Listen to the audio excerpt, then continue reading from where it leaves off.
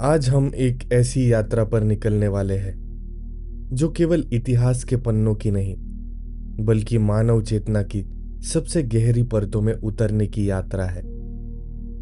कबीर। कबीर कौन थे?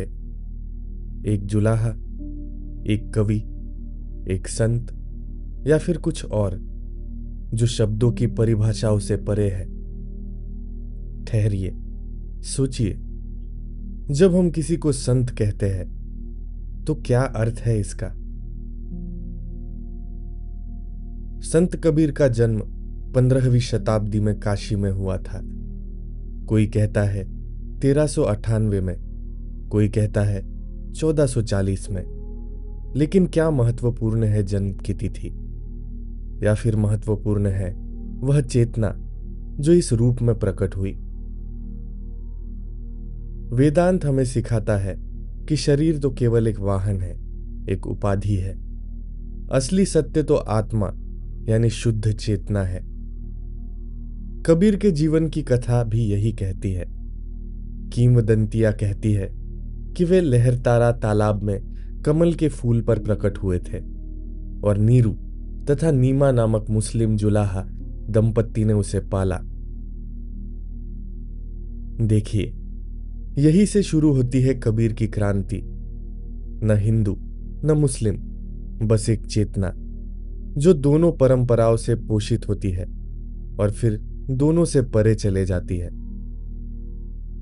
बुद्ध ने कहा था, अत्त दीपो भव, अपने दीपक स्वयं बनो। कबीर इसी का जीवंत उदाहरण बने। उन्होंने न तो औपचारिक शिक्षा ली, न ही जुलाहे के पेशे का कोई प्रशिक्षण लिया। फिर भी उनकी वाणी में बुनाई के रूपक इतने गहरे हैं कि मानो वे जीवन के ही ताने बाने बुन रहे हो। ओशो कहते थे कि सच्चा धर्म किसी संस्था में नहीं बल्कि व्यक्तिगत जागरण में होता है। कबीर इसी जागरण के प्रतीक है। आचार्य प्रशांत समझाते हैं कि असली क्रांति बाहरी बदलाव में नहीं, भीतरी रूपांतरण में होती है। कबीर ने समाज को बदलने के लिए कोई संगठन नहीं बनाया, कोई सेना नहीं खड़ी की, बस अपनी सरल सीधी वाणी से लोगों की चेतना को झकझोर दिया। उनके दोहे आज भी क्यों प्रासंगिक है? क्योंकि वे समय से परे की बात करते हैं। वे शाश्वत धर्म यानी सनातन सत्य की बात करते हैं। जब कबीर कहते हैं, माला फेरत जुग गया, फिरा न मन का फेर, करा का मन का डारी दे, मन का फेर, तो वे वेदांत के उसी मूल सिद्धांत की ओर इशारा कर रहे हैं जो उपनिषद भी कहते हैं। बाहरी कर्मकांड नहीं, आंतरिक शुद्धि चाहिए। कबीर के गुरु रामानंद थे, एक वैष्णव संत जो अद्वैत वेदांत के प्रबल समर्थक थे। रामानंद ने सिखाया कि परमात्मा हर व्यक्ति और हर वस्तु के भीतर है। यह सर्वात्म भाव यानी सब में एक ही आत्मा को देखने का भाव कबीर की वाणी की आत्मा बन गया। वे भक्ति आंदोलन के प्रमुख स्तंभ बने। एक ऐसा आंदोलन जो 7वीं शताब्दी में दक्षिण भारत से शुरू हुआ और 14वीं-15वीं शताब्दी में उत्तर भारत में फैला। लेकिन कबीर केवल भक्त नहीं थे, वे ज्ञानी भी थे, योगी भी थे और विद्रोही भी थे। उन्होंने कहा, पोथी पढ़ी पढ़ी जग मुआ, पंडित भया ना कोय, ढाई आखर प्रेम का, पढ़े सो पंडित होए। यह बुद्ध की उस शिक्षा का ही विस्तार है जिसमें वे कहते हैं कि ज्ञान किताबों में नहीं, अनुभव में है। आचार्य प्रशांत इसे इस तरह समझाते हैं, जानकारी और ज्ञान में फर्क है। जानकारी मन में होती है, ज्ञान अस्तित्व में होता है। कबीर का जीवन ही उनकी शिक्षा था। वे जो कहते थे वही जीते थे। एक कहानी है। एक बार एक स्त्री अपने बेटे को लेकर कबीर के पास आई और कहा कि मेरा बेटा बहुत गुड़ खाता है, आप इसे समझाइए। कबीर ने कहा, 1 सप्ताह बाद आना, जब वह सप्ताह बाद आई तो कबीर ने बच्चे से कहा, बेटा गुड़ मत खाओ। माँ ने पूछा, यह बात आप सप्ताह पहले भी कह सकते थे। कबीर ने कहा, सप्ताह पहले मैं खुद गुड़ खाता था। पहले मुझे स्वयं छोड़ना पड़ा, तभी मैं किसी को सिखा सकता था। यह है आचरण की प्रामाणिकता। वेदांत में इसे साधना कहते हैं, केवल बोलना नहीं, जीना। ओशो कहते थे, be a light unto yourself. अपने लिए प्रकाश बनो। कबीर यही थे, एक जीवित दीपक जो अपने आप जलता था और दूसरों को भी रोशनी देता था। कबीर की मृत्यु भी उतनी ही रहस्यमय और प्रतीकात्मक है जितना उनका जीवन। वे मगहर में मरे, एक ऐसी जगह जहां मरने से मोक्ष नहीं मिलता, ऐसी मान्यता थी। लेकिन कबीर ने जानबूझकर मगहर को चुना क्योंकि वो कहना चाहते थे, मोक्ष किसी जगह से नहीं, चेतना की अवस्था से मिलता है। उनकी मृत्यु के बाद हिंदू उनका दाह संस्कार करना चाहते थे और मुसलमान दफनाना चाहते थे। कहते हैं, जब कफन हटाया गया तो वहां सिर्फ फूल मिले। आधे काशी में जलाए गए, आधे मगहर में दफनाए गए। यह प्रतीक है उस अद्वैत का, न दो न अनेक, बस एक। कबीर की देह भले ही जा चुकी थी, लेकिन उनकी वाणी, उनका संदेश आज भी जीवित है। गुरु ग्रंथ साहिब में उनके 500 से अधिक पद है। हिंदू उन्हें संत मानते हैं, मुसलमान उन्हें सूफी मानते हैं, सिख उन्हें भगत मानते हैं। यह है कबीर की सार्वभौमिकता। वे किसी एक को नहीं, सबको अपना बनाते हैं। तो आइए इस यात्रा में हम कबीर को केवल एक ऐतिहासिक व्यक्ति के रूप में नहीं, बल्कि एक जीवंत चेतना के रूप में समझने का प्रयास करें। हम उनके दर्शन को वेदांत, बौद्ध धर्म, ओशो और आचार्य प्रशांत की दृष्टि से देखेंगे। हम उनकी वाणी के गहरे अर्थों में उतरेंगे और सबसे महत्वपूर्ण, हम खुद से पूछेंगे कि कबीर आज हमें क्या सिखा सकते हैं। कबीर का पूरा दर्शन कुछ मूल अवधारणाओं पर टिका है। पहली और सबसे महत्वपूर्ण अवधारणा है राम की। लेकिन ठहरिए, कबीर का राम कौन है?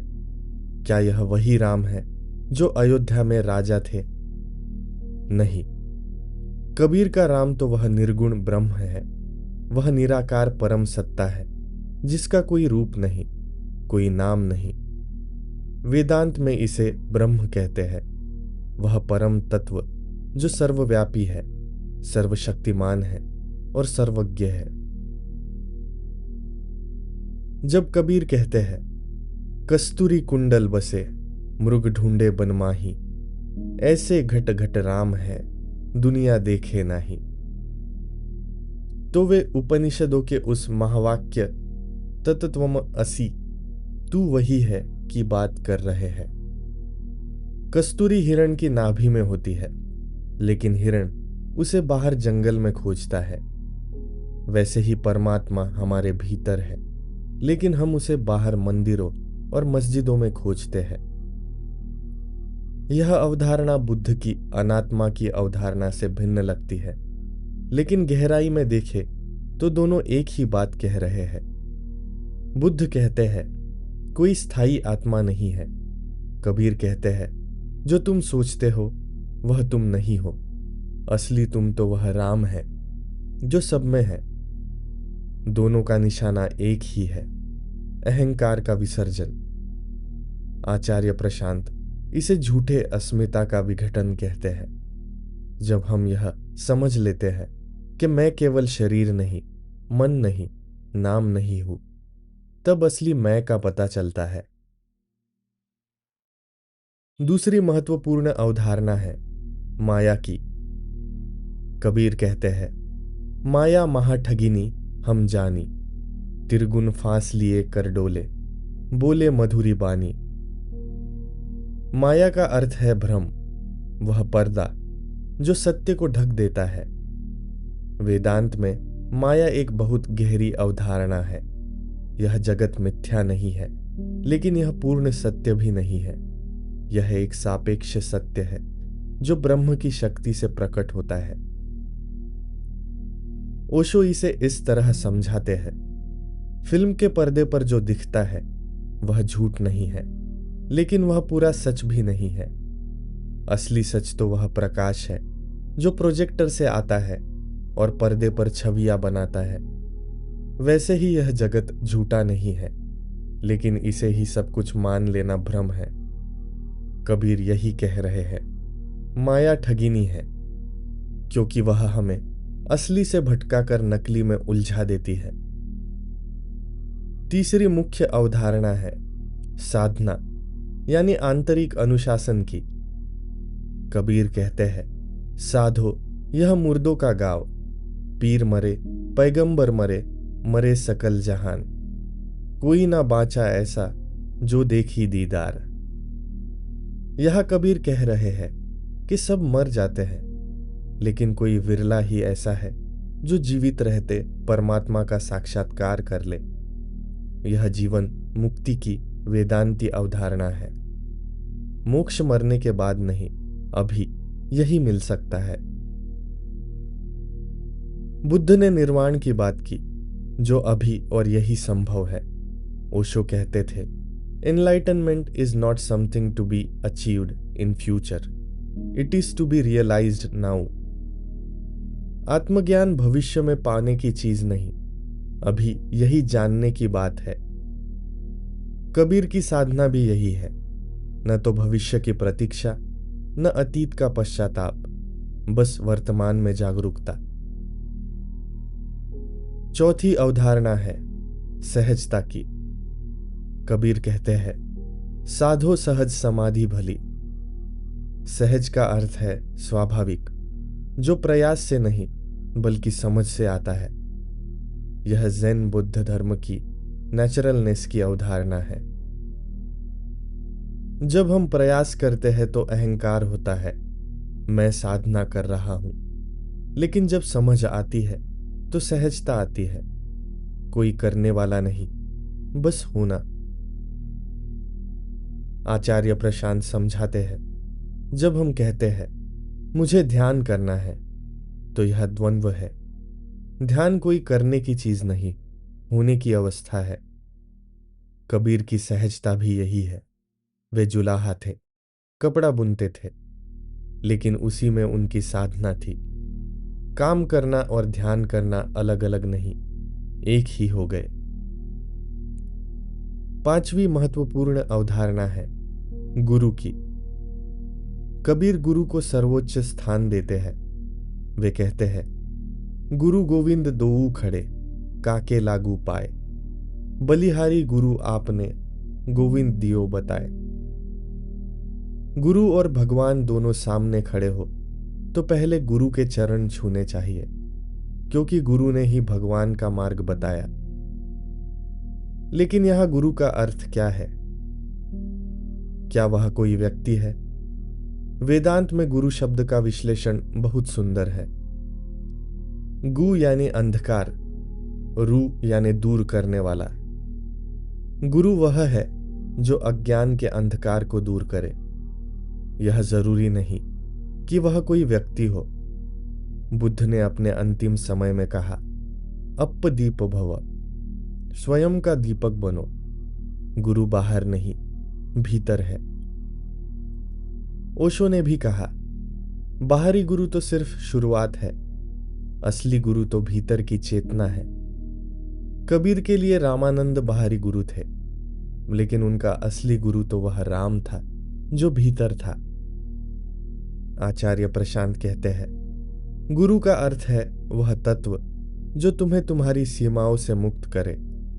यह तत्व कभी किसी व्यक्ति के माध्यम से आ सकता है, कभी किताब से, कभी प्रकृति से, कभी अपने ही अनुभव से। छठी अवधारणा है विवेक की। कबीर कहते हैं, तिनका कभू ना निंदिए, जो पाऊ तली होए। कबहू उड़ आँखों पड़े पीर घनेरी होए।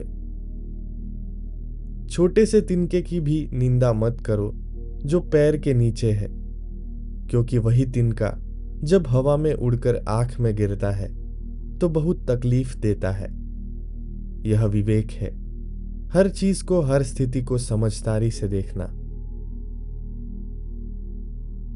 वेदांत में विवेक को नित्य अनित्य विवेक कहा गया है। जो शाश्वत है और जो अशाश्वत है उसमें भेद करने की क्षमता। बुद्ध ने सम्मा दिट्ठी यानी सम्यक दृष्टि की बात की। चीजों को जैसी है वैसी देखना, न अपनी धारणाओं से न अपेक्षाओं से। कबीर का विवेक भी यही है, जीवन को सीधे सीधे देखना, बिना किसी पूर्वाग्रह के। सातवीं अवधारणा है प्रेम की। कबीर कहते हैं, पोथी पढ़ी पढ़ी जगमुआ, पंडित भया ना कोय। ढाई आखर प्रेम का, पढ़े सो पंडित हो। ढाई अक्षर का प्रेम यानी प्रेम शब्द, इसे जो जान ले वही असली पंडित है। लेकिन यह प्रेम क्या है? भक्ति आंदोलन में प्रेम केंद्रीय तत्व था, लेकिन कबीर का प्रेम केवल भावुकता नहीं है। यह वह करुणा है जिसकी बुद्ध ने बात की, वह प्रेम है जिसकी सूफी संतों ने बात की, वह भक्ति है जिसकी वैष्णव संतों ने बात की। यह प्रेम है अस्तित्व के साथ एकता का भाव, जब तुम और परमात्मा में कोई दूरी नहीं रहती तो जो उत्पन्न होता है वह प्रेम है। ओशो कहते थे, प्रेम कोई भावना नहीं, एक अवस्था है। जब तुम अपने अहंकार से मुक्त हो जाते हो तो प्रेम अपने आप प्रकट होता है। आचार्य प्रशांत कहते हैं, प्रेम का अर्थ है बिना किसी कारण के, बिना किसी शर्त के, बस होना। कबीर का प्रेम यही है, निश्चल, निस्वार्थ और निरपेक्ष। आठवीं और अंतिम मूल अवधारणा है समता की। कबीर ने जाति पाति ऊंच नीच का घोर विरोध किया। वे खुद को जुलाहा कहते थे, जो समाज में निचली जाति मानी जाती थी। लेकिन उन्होंने कहा, जाति न पूछो साधु की, पूछ लीजिए ज्ञान। साधु की जाति मत पूछो, उसका ज्ञान देखो। यह वेदांत के उस मूल सिद्धांत से आता है जो कहता है, सब में एक ही आत्मा है। अगर सब में एक ही ब्रह्म है तो फिर ऊंच नीच कैसा? बुद्ध ने भी जाति व्यवस्था को नकारा था और कहा था, किसी का जन्म उसे ब्राह्मण नहीं बनाता, उसके कर्म उसे ब्राह्मण बनाते हैं। कबीर यही कह रहे हैं, मनुष्य की पहचान उसके जन्म से नहीं, उसकी चेतना से होनी चाहिए। ये 8 अवधारणाएं राम, ब्रह्म, माया, भ्रम, साधना, अनुशासन, सहजता, स्वाभाविकता, गुरु, मार्गदर्शक, विवेक, समझ, प्रेम, एकता और समता, समानता कबीर दर्शन की नींव है। इन्हें समझने से हम कबीर की वाणी के गहरे अर्थों को समझ सकते हैं। अब आइए कबीर की कुछ प्रसिद्ध वाणियों का गहन विश्लेषण करें और देखें कि उनमें वेदांत, बौद्ध धर्म, ओशो और आचार्य प्रशांत के दर्शन कैसे प्रतिबिंबित होते हैं। पहला दोहा लेते हैं, बुरा जो देखन मैं चला, बुरा न मिलिया कोय। जो दिल खोजा आपना, मुझसे बुरा न कोय। जब मैं बुराई खोजने चला तो किसी में बुराई नहीं मिली, लेकिन जब अपने दिल में देखा तो मुझसे बुरा कोई नहीं मिला। यह दोहा बहुत गहरा है।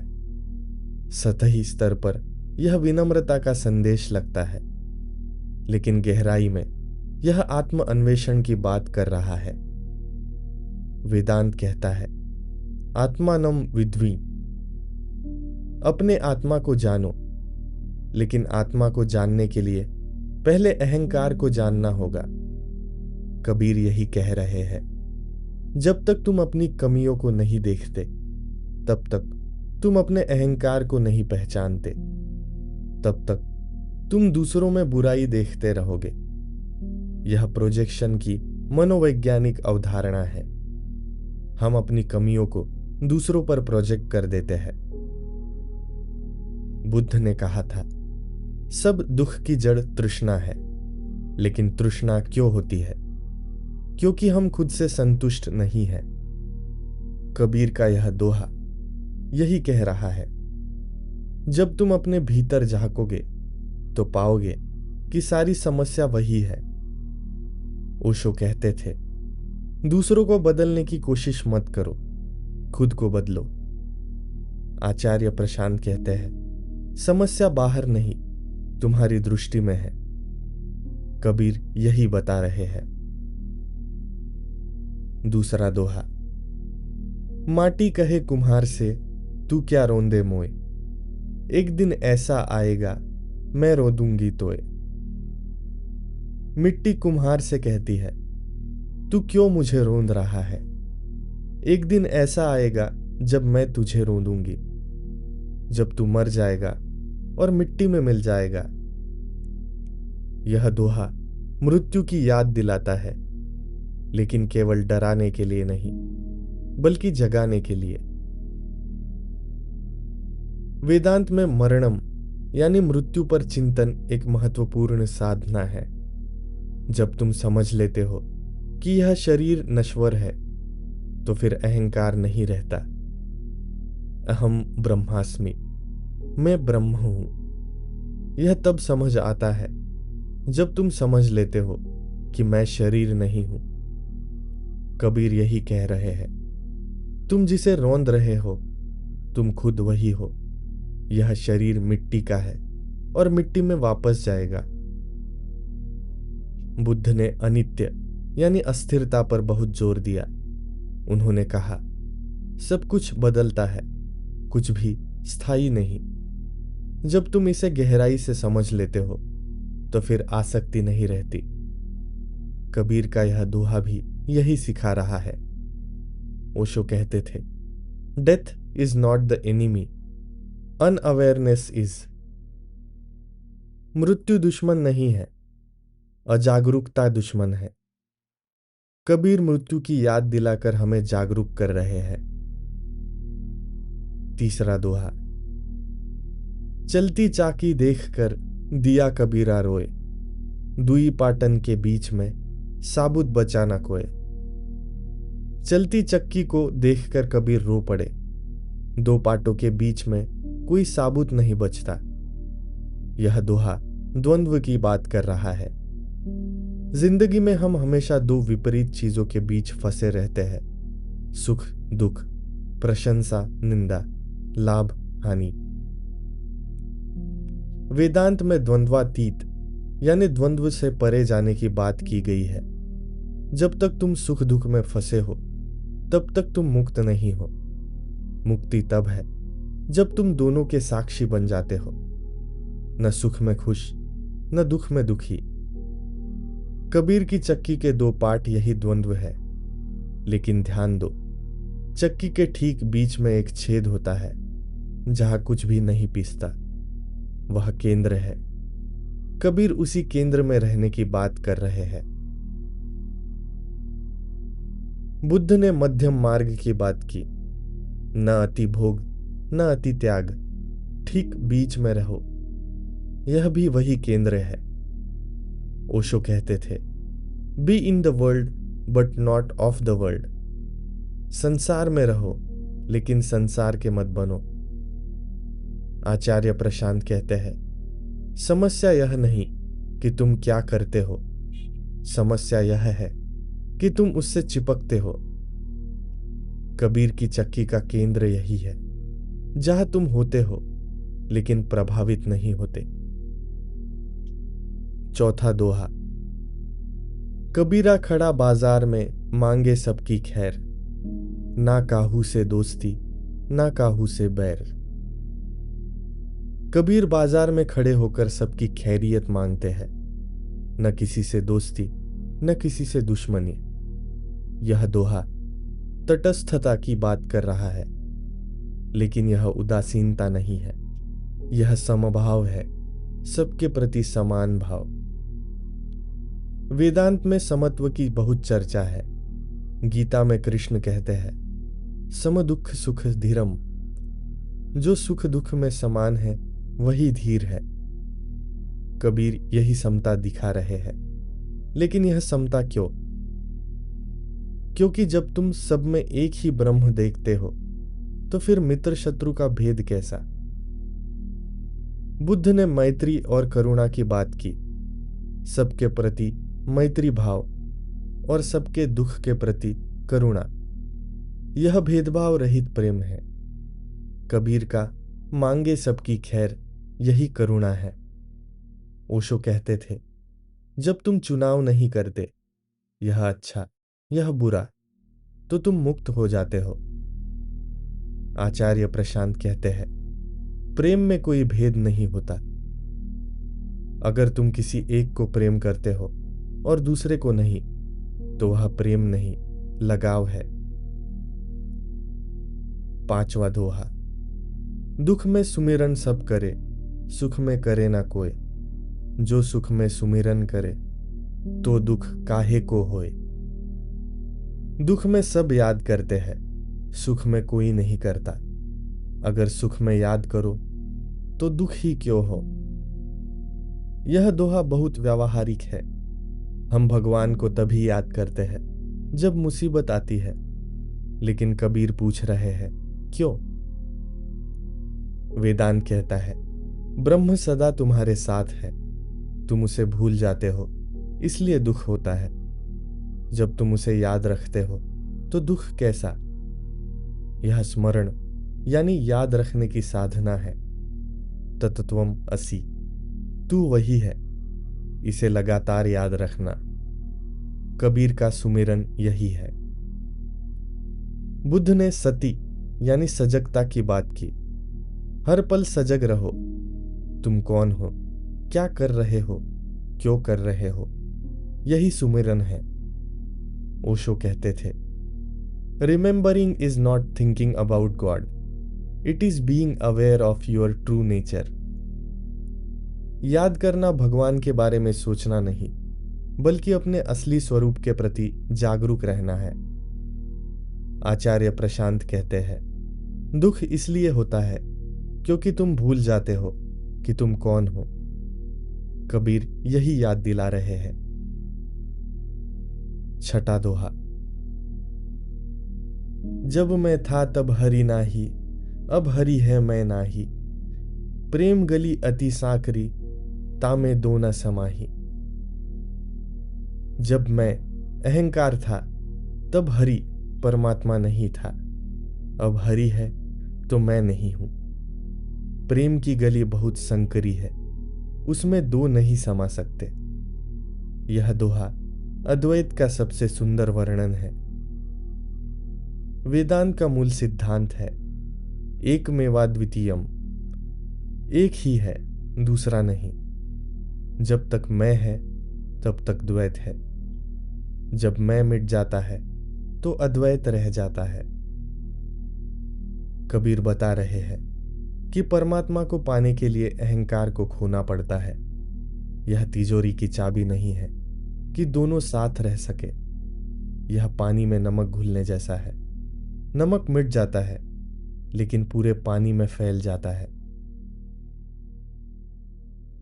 बुद्ध ने शून्यता की बात की, खाली होना। जब तुम पूरी तरह खाली हो जाते हो तो फिर तुम पूर्ण हो जाते हो। यह विरोधाभास है, लेकिन यही सत्य है। ओशो ने इसे ईगो डिसोल्यूशन कहा, अहंकार का विघटन। जब मैंपन नहीं रहता तो तुम वही हो जो सब कुछ है। आचार्य प्रशांत कहते हैं, मैं सबसे बड़ी बीमारी है। जब यह ठीक हो जाता है तो सब ठीक हो जाता है। ये विश्लेषण दिखाते हैं कि कबीर की हर वाणी में गहरा दर्शन छिपा है। वे सरल शब्दों में बहुत गहरी बातें कह जाते हैं। यही उनकी प्रतिभा है। अब आइए कल्पना करें कि हम कबीर से कुछ महत्वपूर्ण प्रश्न पूछ रहे हैं। यह एक काल्पनिक संवाद है जो कबीर की वाणी और विभिन्न दार्शनिक परंपराओं से प्रेरित है। प्रश्न: कबीर जी, परमात्मा कहाँ है? मंदिर में या मस्जिद में? कबीर कहेंगे, तू पत्थर पूजे हरी मिले तो मैं पूजू पहाड़। मस्जिद में अल्लाह मिले तो मैं क्यों ना मिलूं उसकी आवाज में। न हरी मंदिर में है न मस्जिद में, वह तो तेरे भीतर है, तेरे हर सांस में है। देख, जब तू मंदिर जाता है तो क्या सोचता है कि वहां भगवान बैठा है। अगर वह पत्थर में होता तो पत्थर ही पूज लेता। अगर वह भवन में होता तो हर घर मंदिर होता। नहीं, वह तो उस जगह है जहां तू कभी देखता ही नहीं, अपने भीतर। वेदांत भी यही कहता है, अयम आत्मा ब्रह्म, यह आत्मा ही ब्रह्म है। तू बाहर क्यों खोज रहा है जो तेरे भीतर है। यह ऐसा है जैसे कोई अपना चश्मा माथे पर रखकर उसे खोज रहा हो। बुद्ध ने ठीक कहा, अप्प दीपो भव, अपना दीपक खुद बनो, बाहर की रोशनी में क्यों भटकते हो। प्रश्न: तो क्या मंदिर मस्जिद जाना व्यर्थ है? कबीर कहेंगे, व्यर्थ नहीं, अधूरा है। देख, जब एक बच्चा चलना सीखता है तो वह दीवार का सहारा लेता है, लेकिन अगर वह हमेशा दीवार का सहारा लेता रहे तो क्या वह कभी चल पाएगा? मंदिर मस्जिद वह दीवार है, शुरुआत के लिए ठीक है, लेकिन वही अटक मत जा, सहारा छोड़ और खुद चल। ओशो कहते थे, संस्थाएं जरूरी है लेकिन पर्याप्त नहीं। वे तुम्हें दरवाजे तक ले जा सकती है, लेकिन भीतर तुम्हें खुद जाना होगा। आचार्य प्रशांत कहते हैं, धर्म संस्था नहीं, बोध है। मंदिर में जाने से धार्मिक नहीं बनते, जागरूक होने से बनते हैं। प्रश्न: कबीर जी, आप हिंदू है या मुसलमान? कबीर कहेंगे हंसते हुए, न हिंदू न मुसलमान, मैं तो बस हूं। हिंदू मुसलमान तो नाम है, लेबल है। जैसे एक बोतल पर लेबल चिपका दो, यह कोका कोला है, यह पेप्सी है, लेकिन भीतर तो पानी ही है ना। वैसे ही सब भीतर एक ही चेतना है, बाहर के लेबल अलग है। मेरा शरीर मुस्लिम घर में पला, मेरी आत्मा वैष्णव गुरु से सीखी, मेरा दिल सूफी प्रेम से भरा है। तो बता मैं क्या हूं? मैं तो बस उस राम का हूं जो ना हिंदू है ना मुसलमान। वह निर्गुण है, निराकार है। बुद्ध से किसी ने पूछा, आप आस्तिक है या नास्तिक? बुद्ध ने कहा, मैं कुछ भी नहीं हूं, मैं बस हूं। यही मेरी भी बात है। जब तुम जागते हो तो ये सारे विभाजन गिर जाते हैं। प्रश्न: लेकिन समाज में तो हमें किसी पहचान की जरूरत होती है। कबीर कहेंगे, जरूरत है, मैं इनकार नहीं करता, लेकिन पहचान को सच्चाई मत बना लेना। देख, मैं जुलाहा हूं, यह मेरा काम है, मेरी पहचान नहीं। कपड़ा बुनता हूं, इसलिए जुलाहा कहलाता हूं, लेकिन क्या मैं सिर्फ जुलाहा हूं? नहीं, मैं वह भी हूं जो रात को तारों को देखता है, जो राम की धुन में खो जाता है, जो दोहे गाता है। आचार्य प्रशांत कहते हैं, तुम्हारी पहचान तुम्हारी सीमा नहीं होनी चाहिए। पहचान एक व्यावहारिक जरूरत है, लेकिन तुम उससे बड़े हो। समाज तुम्हें नाम देता है, लेकिन तुम नाम नहीं हो, तुम चेतना हो। प्रश्न: कबीर जी, दुख क्यों होता है? कबीर कहेंगे, दुख इसलिए होता है क्योंकि तू जो नहीं है वह बनने की कोशिश करता है। तू आम का पेड़ है लेकिन अंगूर बनना चाहता है। दुख यही है, अपने स्वभाव से विमुख होने में। देख, हर चीज अपने स्वभाव में सुखी है। नदी बहती है तो सुखी है, पहाड़ खड़ा है तो सुखी है। दुख तब होता है जब नदी पहाड़ बनना चाहे या पहाड़ नदी बनना चाहे। बुद्ध ने कहा, दुख तृष्णा से होता है, लेकिन तृष्णा क्यों? क्योंकि तू जो है उससे संतुष्ट नहीं है। वेदांत कहता है, तू पूर्ण है, पूर्णमदः पूर्णमिदम्। वह पूर्ण है, यह पूर्ण है, लेकिन तू इसे भूल जाता है और अधूरा समझने लगता है। वही दुख शुरू होता है। प्रश्न, तो दुख से छुटकारा कैसे हो? कबीर कहेंगे, दुख से छुटकारा नहीं चाहिए, दुख को समझना चाहिए।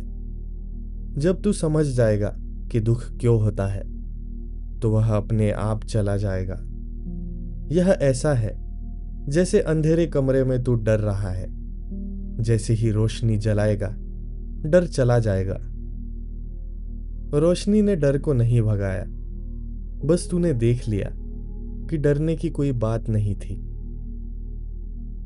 ओशो कहते थे, समस्या से भागो मत, उसे देखो।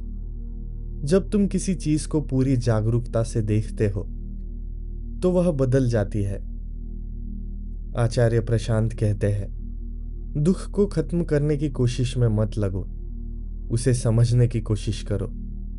समझ आते ही दुख विलीन हो जाता है। प्रश्न, प्रेम क्या है? कबीर कहेंगे, गहरी सांस लेते हुए, प्रेम प्रेम शब्द नहीं, अनुभव है। प्रेम तब है जब मैं नहीं रहता। जब मैं था तब हरि नहीं था, अब हरि है, मैं नहीं। प्रेम वह जगह है जहां दो नहीं, एक हो जाता है। देख, जब तू किसी से प्रेम करता है तो क्या होता है? तू उसमें खो जाता है, अपने को भूल जाता है। वह भूलना ही प्रेम है। लेकिन आमतौर पर हम जिसे प्रेम कहते हैं वह तो मोह है, लगाव है। असली प्रेम तो वह है जो किसी से नहीं, सबसे है, जो शर्त रहित है, अपेक्षा रहित है। सूफी कहते हैं, इश्क इबादत है, प्रेम ही पूजा है। वैष्णव कहते हैं, भक्ति ही मुक्ति है। दोनों एक ही बात कह रहे हैं। जब तुम पूरी तरह प्रेम में होते हो तो तुम मुक्त हो जाते हो, क्योंकि तुम नहीं रहते, बस प्रेम रहता है। प्रश्न, क्या मोक्ष मृत्यु के बाद मिलता है? कबीर कहेंगे, जोर से हंसते हुए, अरे, जो अभी नहीं मिल सकता वह मरने के बाद कैसे मिलेगा? मोक्ष कोई जगह नहीं जहां तू मरने के बाद जाएगा। मोक्ष तो मुक्ति है, अज्ञान से, बंधन से, भ्रम से। जब तू जीवित है तभी मुक्त हो सकता है। बुद्ध ने निर्वाण की बात की, जो यही और अभी है। ओशो कहते थे, मोक्ष कोई गंतव्य नहीं, यह एक यात्रा की गुणवत्ता है। जब तू जागरूकता से जीता है वही मोक्ष है। मैंने कहा ना, जीवत मरे मरी जीवे, ऐसी मरनी मार। जीवित रहते मर जा, अहंकार से, मोह से, भ्रम से। यही असली मोक्ष है। मरने की प्रतीक्षा क्यों करना? प्रश्न, साधना कैसे करे, ध्यान कैसे करे? कबीर कहेंगे, साधना साधना कोई करने की चीज नहीं, होने की अवस्था है। तू कपड़ा बुनता है, बस वही साधना है। तू खाना खाता है, वही साधना है। तू सांस लेता है, वही साधना है। साधना का अर्थ है जो भी कर रहे हो पूरी तरह से उसमें होना, पूरी सजगता से होना। देख, लोग सोचते हैं साधना मतलब घंटों बैठकर जप करना, माला फेरना। लेकिन मैं कहता हूं, माला फेरत जुग गया, फिरा न मन का फेर। करा का मन का डार दे, मन का फेर। माला के मनकों को फेरने से क्या होगा? मन के मनकों को फेरो। अपने विचारों को, अपनी धारणाओं को देखो, समझो। बुद्ध ने विपश्यना सिखाया, चीजों को जैसी है वैसी देखना। यही मेरी साधना भी है। जो भी हो रहा है भीतर या बाहर, उसे देखो, बस देखो। न पसंद करो न नापसंद करो, सिर्फ साक्षी बनो। आचार्य प्रशांत कहते हैं, साधना का अर्थ है अपने से ईमानदार होना। जो है उसे देखना, जैसा है वैसा देखना। प्रश्न, मन तो बहुत चंचल है, कैसे शांत हो? कबीर कहेंगे, मन को शांत करने की कोशिश ही भूल है। जब तू उसे शांत करने की कोशिश करता है तो एक और मन पैदा हो जाता है, वह जो कोशिश कर रहा है। मन को शांत नहीं करना, समझना है। मन चूहे की तरह है, हमेशा इधर उधर भागता रहता है। तू उसके पीछे मत भाग, बस उसे देखता रहे, जैसे बिल्ली चूहे को देखती है। वेदांत में साक्षी भाव की बात है। तू देखने वाला बन, देखी जाने वाली चीज मत बन। तू मन नहीं है, तू वह है जो मन को देख रहा है। जब यह समझ आ जाती है तो मन अपने आप शांत हो जाता है।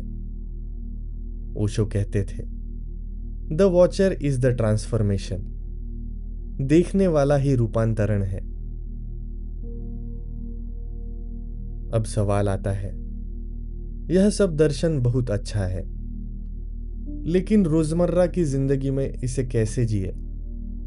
कबीर के सिद्धांत केवल किताबों में या मठों में नहीं, बल्कि बाजार में, घर में, काम में कैसे उतरे? पहला व्यावहारिक सिद्धांत है सरलता। कबीर कहते हैं, साधो सहज समाधि भली। सहज यानी सरल, स्वाभाविक। जीवन को जटिल मत बनाओ। हम खुद ही अपनी जिंदगी में अनावश्यक जटिलताएं पैदा करते हैं। कबीर जुलाहे थे, सरल जीवन जीते थे। उनकी जरूरतें कम थी, इसलिए उनकी चिंताएं भी कम थी।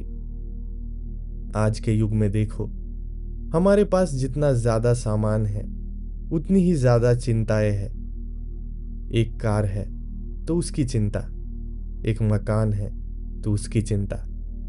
बुद्ध ने संतोष को बहुत महत्व दिया, जो है उससे संतुष्ट रहना। कबीर भी यही कह रहे हैं। सरलता का अर्थ है अपनी जरूरतों को कम करना, अपेक्षाओं को कम करना। जब जरूरतें कम होंगी तो निर्भरता कम होगी, और जब निर्भरता कम होगी तो स्वतंत्रता ज्यादा होगी। आचार्य प्रशांत कहते हैं, सरलता भोलापन नहीं है, सरलता गहरी समझ से आती है। जब तुम समझ जाते हो कि असली सुख भीतर है, बाहर नहीं, तो बाहरी चीजों के पीछे भागना बंद हो जाता है। यह त्याग नहीं है, समझ है। दूसरा व्यावहारिक सिद्धांत है कर्म में जागरूकता। कबीर कपड़ा बुनते थे, लेकिन उसी में उनकी साधना थी। उन्होंने कभी नहीं कहा कि काम छोड़ो और साधना करो। उन्होंने कहा, काम को ही साधना बना लो। जो भी काम कर रहे हो पूरी जागरूकता से करो। आज की भाषा में इसे माइंडफुल वर्क कहते हैं। जब तुम खाना बना रहे हो तो पूरी तरह से उसमें हो। सब्जियों को काटना, मसालों की महक, आग की गर्मी। जब तुम चल रहे हो तो पैरों को महसूस करो, हवा को महसूस करो। यही ध्यान है।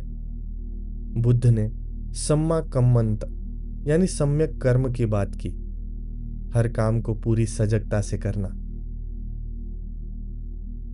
ओशो कहते थे, जब तुम नाचो तो इतना नाचो कि नाचने वाला खो जाए, बस नाचना रह जाए।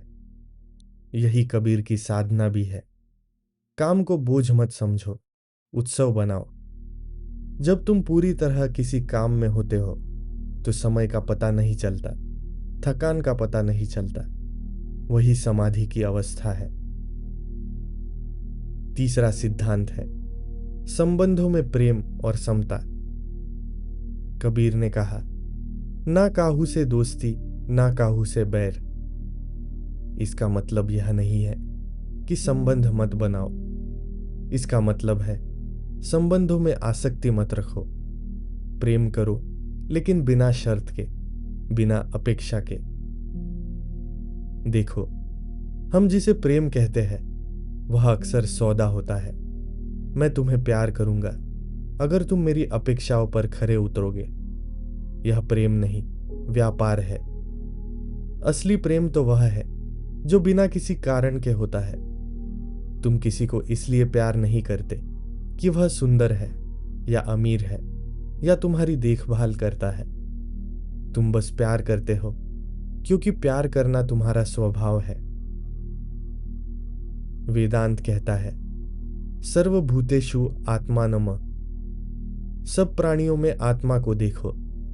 जब तुम सब में वही एक चेतना देखोगे तो प्रेम अपने आप प्रवाहित होगा। बुद्ध ने मेत्ता यानी मैत्री की बात की, सबके प्रति मित्रता का भाव। कबीर का मांगे सबकी खैर, यही मेत्ता है। व्यावहारिक रूप से इसका अर्थ है अपने परिवार में, अपने साथियों के साथ, अपने पड़ोसियों के साथ बिना पक्षपात के व्यवहार करो। किसी को ऊंचा या नीचा मत समझो। कबीर ने जाति पाति का विरोध किया, लेकिन केवल बोलने के लिए नहीं, वे खुद उसे जीते थे। आज भी यह प्रासंगिक है। चाहे जाति का भेद हो, धर्म का भेद हो, देश का भेद हो, सब भेद भ्रम है। असली पहचान तो यह है कि हम सब चेतना के रूप हैं। चौथा सिद्धांत है वाणी में सत्य और मधुरता। कबीर कहते हैं, ऐसी वाणी बोलिए मन का आपा खोए, औरन को शीतल करे आपहु शीतल होए। ऐसी वाणी बोलो जो दूसरों को शीतलता दे और तुम्हें भी शांति दे। यह बहुत व्यावहारिक सलाह है। आज के युग में सोशल मीडिया पर बातचीत में हम कितनी कठोर, कटु भाषा का इस्तेमाल करते हैं। हम भूल जाते हैं कि शब्दों में बहुत शक्ति होती है। वे बना भी सकते हैं और बिगाड़ भी सकते हैं। बुद्ध ने सम्मा वाचा यानी सम्यक वचन की बात की। सत्य बोलो, मधुर बोलो, समय पर बोलो और आवश्यक ही बोलो। कबीर का एक और दोहा है, निंदक नियरे राखिए आंगन कुटी छवाए, बिन पानी साबुन बिना निर्मल करे सुभाए। निंदक को पास रखो, वह बिना पानी और साबुन के तुम्हें निर्मल कर देता है। यह विलक्षण समझ है। जो तुम्हारी बुराई करता है वह असल में तुम्हारा शिक्षक है। वह तुम्हें तुम्हारी कमियां दिखाता है। आचार्य प्रशांत कहते हैं, अगर कोई तुम्हारी आलोचना करता है और तुम्हें गुस्सा आता है तो समझो कि उसने तुम्हारे घाव पर हाथ रख दिया। अगर घाव नहीं होता तो दर्द कैसे होता। धन्यवाद दो उसे कि उसने घाव दिखा दिया। अब तुम उसे भर सकते हो। पांचवा सिद्धांत है मृत्यु का स्मरण। कबीर बार बार मृत्यु की याद दिलाते हैं। माटी कहे कुम्हार से। यह केवल दार्शनिक बात नहीं, बहुत व्यावहारिक बात है। जब तुम याद रखते हो कि मृत्यु आएगी तो तुम्हारी प्राथमिकताएं साफ हो जाती है। आज हम ऐसे जीते हैं जैसे हमेशा यहाँ रहेंगे।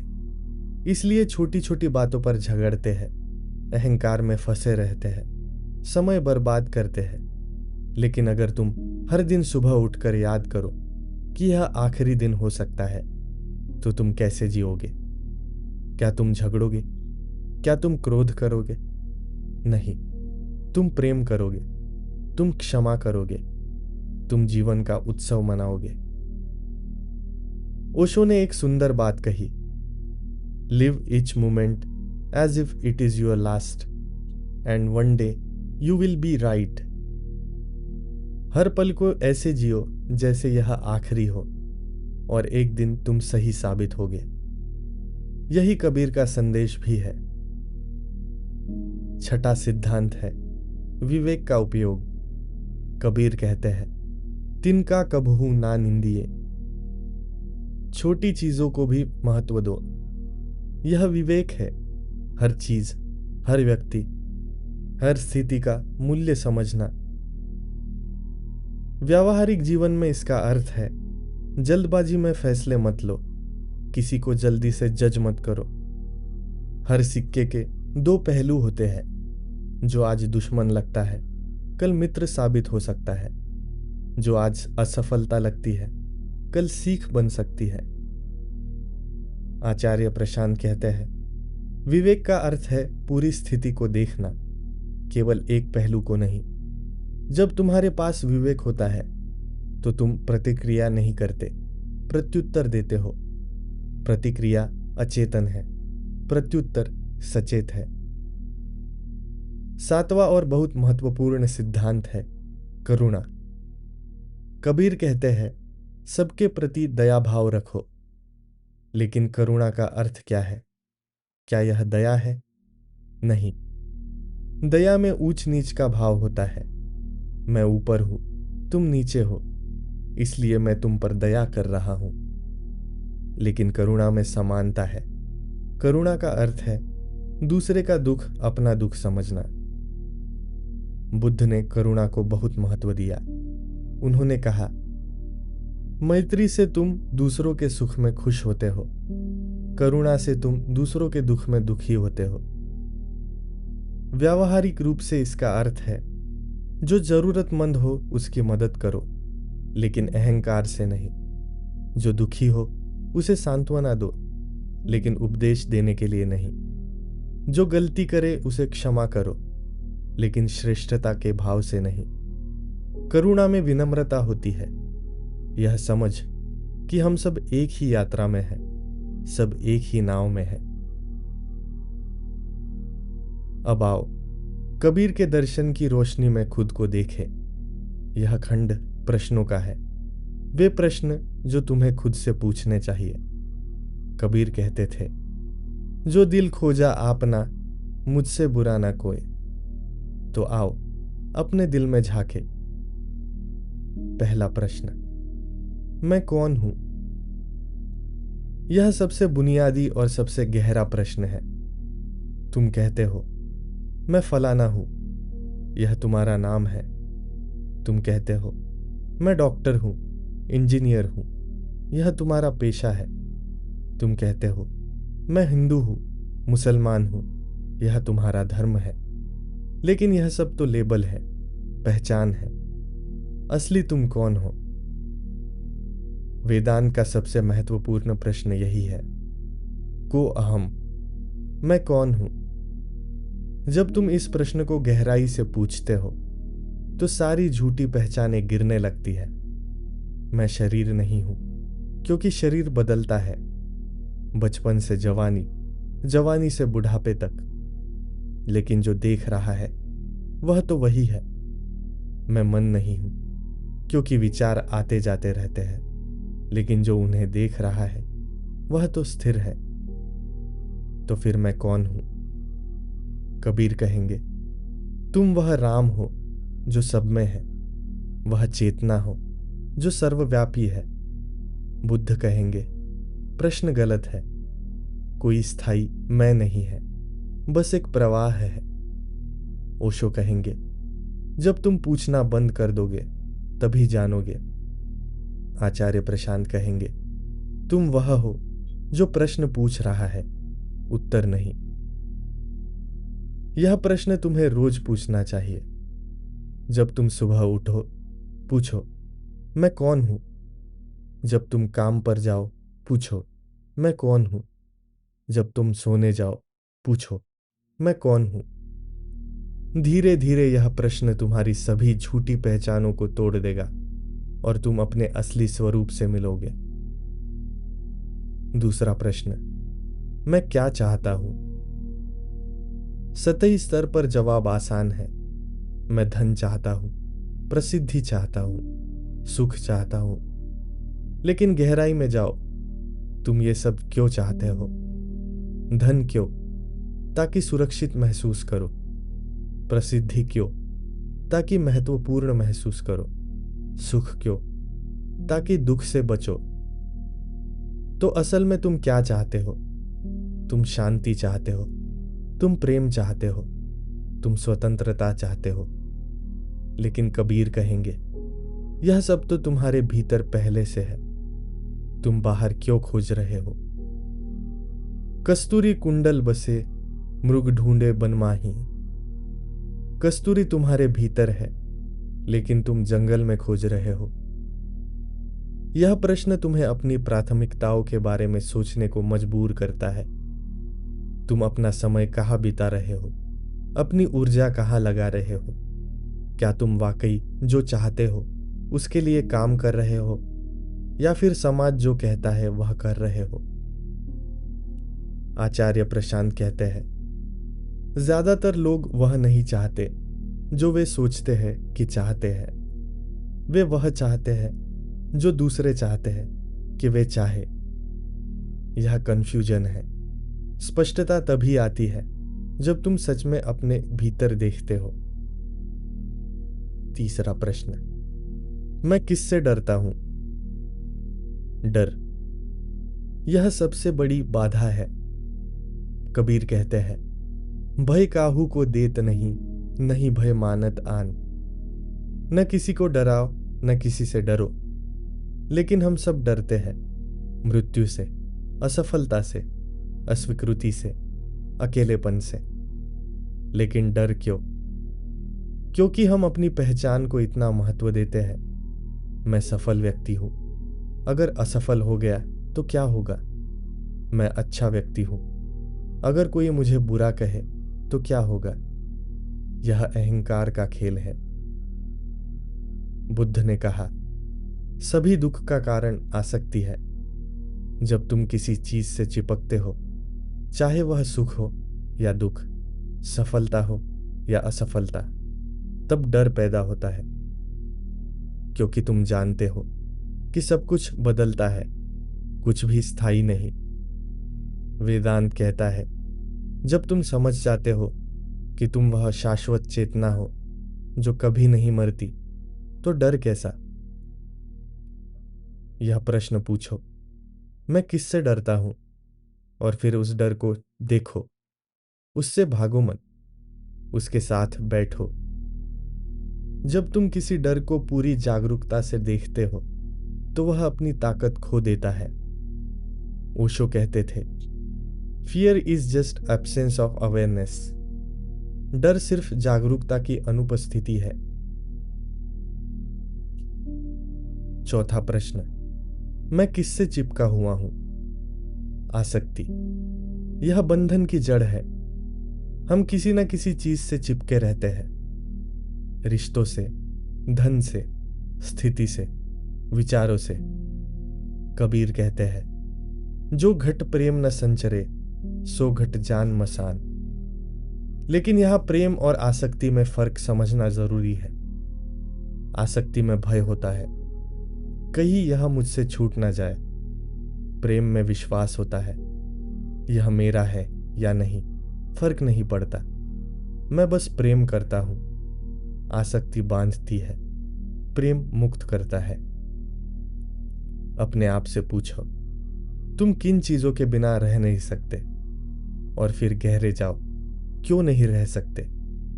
क्या वाकई वह चीज इतनी जरूरी है, या तुमने अपनी पहचान उससे जोड़ दी है? आचार्य प्रशांत एक सुंदर उदाहरण देते हैं। एक बंदर मुट्ठी में मूंगफली पकड़े है। शिकारी ने एक संकरे मुंह वाला घड़ा रखा है जिसमें मूंगफली है। बंदर हाथ डालता है, मूंगफली पकड़ता है, लेकिन अब मुट्ठी बंद हो गई है तो बाहर नहीं निकल सकता। बस मूंगफली छोड़नी है, लेकिन बंदर छोड़ता नहीं।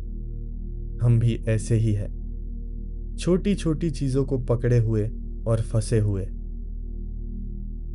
5वां प्रश्न, मैं अपना समय कैसे बिता रहा हूं? समय, यह सबसे कीमती संपत्ति है। कबीर कहते हैं, काल करे सो आज कर, आज करे सो अब, पल में परलय होएगी, बहुरी करेगा कब। कल का काम आज करो, आज का काम अभी करो। पल में सब खत्म हो सकता है, फिर कब करोगे? लेकिन हम समय कैसे बिताते हैं? ज्यादातर समय या तो अतीत में खोए रहते हैं, वो दिन कैसे थे, या फिर भविष्य में, जब ऐसा होगा तो मैं खुश रहूंगा। वर्तमान में कभी नहीं। बुद्ध ने कहा, अतीत जा चुका, भविष्य आया नहीं, वर्तमान ही सत्य है। ओशो ने एक शब्द गढ़ा, नाउनेस, अभीपन। सिर्फ यही क्षण है, बाकी सब मन के खेल है। कबीर भी यही कह रहे हैं, यह पल तुम्हारे पास है, इसे जियो पूरी तरह से। अपने आप से पूछो, आज तुमने कितना समय जागरूकता में बिताया? कितना समय मशीन की तरह काम किया? कितना समय व्यर्थ की बातों में गवाया? जब तुम इसके प्रति सचेत होगे तो तुम अपना समय बेहतर तरीके से उपयोग करने लगोगे। 6वां प्रश्न, मैं किसके लिए जी रहा हूं? यह बहुत महत्वपूर्ण प्रश्न है। ज्यादातर लोग दूसरों की अपेक्षाओं को पूरा करने के लिए जीते हैं, माता पिता की, समाज की, परिवार की। लेकिन अपने लिए कौन जी रहा है? कबीर कहते हैं, मन ना रंगाए, रंगाए जोगी कपड़ा। बाहर से योगी के कपड़े पहन लेने से क्या होता है अगर मन नहीं रंगा? बाहरी दिखावे से क्या होता है अगर भीतर तुम खुद नहीं हो? यह प्रश्न तुम्हें तुम्हारी प्रामाणिकता के बारे में सोचने पर मजबूर करता है। क्या तुम वह जी रहे हो जो तुम सच में हो, या वह जो दूसरे चाहते हैं कि तुम बनो? आचार्य प्रशांत कहते हैं, समाज तुम्हें एक भूमिका देता है, लेकिन तुम भूमिका नहीं हो, तुम अभिनेता हो। भूमिका निभाओ, लेकिन उसमें खो मत जाओ। तो आओ इस लंबी यात्रा का समापन करें। हमने कबीर को देखा, एक जुलाहे के रूप में, एक कवि के रूप में, एक संत के रूप में, एक क्रांतिकारी के रूप में। लेकिन सबसे बढ़कर हमने उन्हें एक जागरूक चेतना के रूप में देखा। कबीर की प्रासंगिकता आज भी उतनी ही है जितनी 500 साल पहले थी। क्यों? क्योंकि मानवीय मूल समस्याएं वही है, अहंकार, अज्ञान, विभाजन, भय। कबीर ने इन सभी समस्याओं का समाधान दिया, प्रेम, जागरूकता, एकता और साहस। आज जब धर्म के नाम पर लोग बटे हुए हैं, कबीर याद दिलाते हैं, न हिंदू न मुसलमान, बस मनुष्य। जब जाति के नाम पर भेदभाव है, कबीर कहते हैं, सब में एक ही चेतना है। जब लोग बाहरी कर्मकांडों में उलझे हैं, कबीर दिखाते हैं, असली धर्म तो भीतर है। कबीर का दर्शन अद्वैत वेदांत का जीवंत प्रदर्शन है। जब उपनिषद कहते हैं, ततत्वम असि, तू वही है, तो यह केवल दार्शनिक वक्तव्य नहीं, जीवन जीने का तरीका है। कबीर ने इसे जिया। वे एक साधारण जुलाहे थे, लेकिन उनकी चेतना असाधारण थी।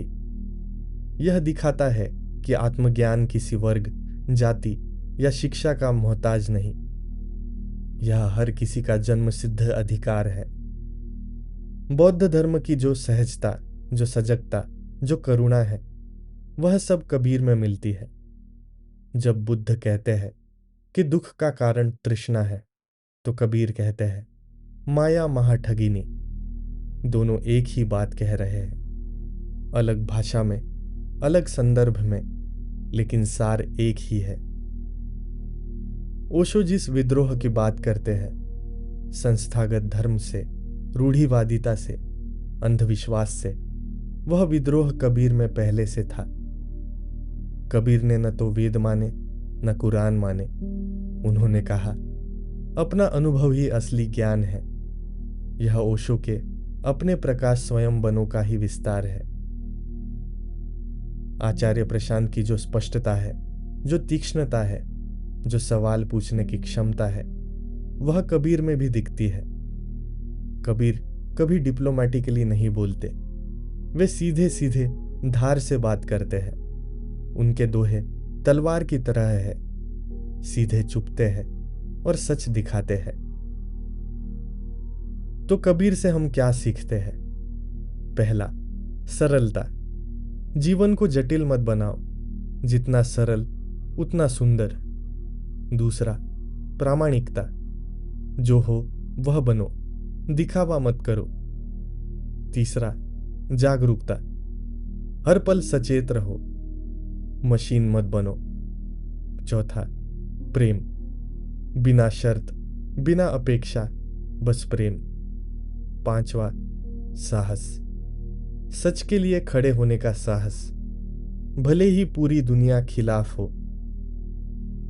कबीर का संदेश यह नहीं है कि सब कुछ छोड़कर जंगल चले जाओ। उनका संदेश है जहां हो, जो हो, वही जागो। जुलाहा हो तो कपड़ा बुनो, लेकिन होशपूर्वक बुनो। डॉक्टर हो तो इलाज करो, लेकिन प्रेम से करो। शिक्षक हो तो पढ़ाओ, लेकिन जागरूकता से पढ़ाओ। कबीर की वाणी, उनके दोहे, उनके साखियां, ये केवल कविता नहीं है, ये जीवन जीने के सूत्र है। हर दोहा एक बीज है। अगर तुम उसे अपने हृदय में बो दो, पानी दो ध्यान का, तो वह वृक्ष बन जाएगा, ज्ञान का, प्रेम का, मुक्ति का। आज जब दुनिया इतनी बटी हुई है, देश से, धर्म से, विचारधारा से, कबीर का संदेश अमृत की तरह है। वे कहते हैं बटो मत, जुड़ो। भेद मत देखो, एकता देखो। नफरत मत करो, प्रेम करो। यह केवल आदर्शवाद नहीं, यह संभव है। कबीर ने इसे जिया, इसलिए हम भी जी सकते हैं। अंत में कबीर हमें यह भी सिखाते हैं कि मृत्यु का डर व्यर्थ है। उन्होंने मगहर में मरना चुना, जहां मरना अशुभ माना जाता था, यह दिखाने के लिए कि मोक्ष जगह से नहीं, चेतना की अवस्था से मिलता है। उनकी मृत्यु के बाद फूल मिलना, यह प्रतीक है कि जब अहंकार मर जाता है तो खुशबू रह जाती है, सुगंध रह जाती है। कबीर आज भी जीवित है, अपनी वाणी में, अपने संदेश में, और हर उस व्यक्ति में जो सत्य की खोज में है। जब तुम प्रेम से किसी से मिलते हो, वह कबीर है। जब तुम जागरूकता से कोई काम करते हो, वह कबीर है। जब तुम भेदभाव के खिलाफ खड़े होते हो, वह कबीर है। यह यात्रा यही समाप्त नहीं होती, यह तो शुरुआत है। कबीर को पढ़ो, लेकिन केवल पढ़ो मत, जियो। उनके दोहों को याद करो, लेकिन केवल याद मत करो, उन्हें अपने जीवन में उतारो। कबीर को मानो मत, कबीर को जानो। और सबसे महत्वपूर्ण, कबीर की तरह बनने की कोशिश मत करो। अपने भीतर के कबीर को जगाओ, क्योंकि असली श्रद्धांजलि यह नहीं है कि हम कबीर की पूजा करें। असली श्रद्धांजलि यह है कि हम वह बने जो कबीर चाहते थे कि हम बने, जागरूक, प्रेमपूर्ण, स्वतंत्र। कबीर ने कहा था, गुरु कुम्हार शिष्य कुंभ है, गढ़ी गढ़ी काढ़े खोट। गुरु कुम्हार है, शिष्य घड़ा है, गुरु शिष्य को गढ़ता है, उसकी खोट निकालता है, लेकिन अंत में घड़े को अपने पैरों पर खड़ा होना है। कबीर ने हमें गढ़ा है अपनी वाणी से, अपने जीवन से। अब हमें अपने पैरों पर खड़ा होना है। अब हमें अपनी यात्रा करनी है। कबीर मार्गदर्शक है, मंजिल नहीं। मंजिल तो हमें खुद खोजनी है, अपने भीतर। तो आओ, कबीर के साथ यह यात्रा समाप्त करते हुए अपनी यात्रा शुरू करें। आओ, उनकी वाणी को अपना मंत्र बनाए, उनके प्रेम को अपना स्वभाव बनाए, उनकी जागरूकता को अपना जीवन बनाए। क्योंकि जैसा कबीर ने कहा, जहाँ आपा तहाँ आपदा, जहाँ संशय तहाँ रोग। कह कबीर यह क्यों मिटे, चारों धीरज रोग। जहाँ अहंकार है वहाँ समस्या है, जहाँ संदेह है वहाँ रोग है, लेकिन जहाँ जागरूकता है, जहाँ प्रेम है, वहाँ मुक्ति है। नमन है कबीर को, नमन है उस चेतना को जो कबीर के रूप में प्रकट हुई, और नमन है उस चेतना को जो तुम्हारे भीतर है, मेरे भीतर है, सबके भीतर है। क्योंकि अंत में कबीर ने यही तो सिखाया, सब घट राम है दुनिया देखे नाही। सबके भीतर वही राम है, बस देखने वाली आंख चाहिए। आओ, वह आंख विकसित करे। आओ, कबीर की दृष्टि से जगत को देखें। आओ, प्रेम से जिए, जागरूकता से जिए और मुक्ति में जिए। यही है कबीर का संदेश, यही है कबीर की विरासत, और यही है हमारा जन्मसिद्ध अधिकार।